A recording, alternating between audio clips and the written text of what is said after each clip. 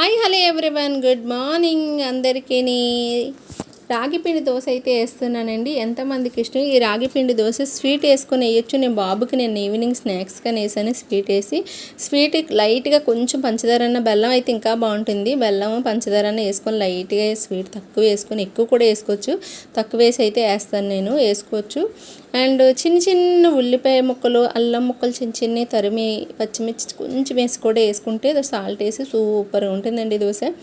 And chutney కావాలంటే చట్నీతో తినొచ్చు, లేకపోతే ఊరికే కూడా తినేయచ్చు. అంత టేస్టీగా ఉంటుంది అండ్ హెల్దీ కూడా. ఫస్ట్ ఆఫ్ ఆల్ ఏంటంటే హెల్దీ కూడా.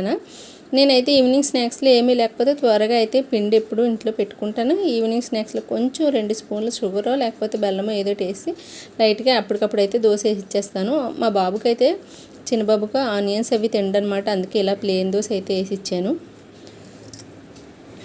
ఇది హెల్త్కి చాలా మంచిదండి. షుగర్ ఉన్న వాళ్ళు కూడా చక్కగా బ్రేక్ఫాస్ట్ ఏం తినాలా అని టెన్షన్ పడుతూ ఉంటారు కదా, అలాంటి వాళ్ళకి కూడా 2 ఆనియన్స్ కట్ చేసుకొని చక్కగా పచ్చిమిర్చి, అల్లం ముక్కలు వేసుకొని కొంచెం జీలకర్ర వేసుకుంటూ సూపర్గా టేస్టీగా ఉంటుందన్నమాట. ఈ మధ్యకాలంలో అందరూ షుగర్తో బాధపడుతున్నారు కదా, అలాంటి వాళ్ళందరికీ సూపర్గా ఉంటుంది ఈ దోశ. నచ్చితే ఒక లైక్ చేసి, షేర్ చేసి, కామెంట్ చేయడం అస్సలు మర్చిపోద్దండి. కొత్తగా వచ్చిన వాళ్ళు సబ్స్క్రైబ్ చేయండి, బెల్ ఐకాన్ క్లిక్ చేయండి. నేను పెట్టే వీడియోస్ మీకైతే నోటిఫికేషన్ కింద వస్తాయి. చూసారా ఎంత బాగుందో దోశ, హోల్స్గా చాలా బాగుంటుంది అండ్ హెల్తీ కూడా అనమాట. సూపర్గా ఉంటుందండి. నచ్చితే like and share, comment. Bye.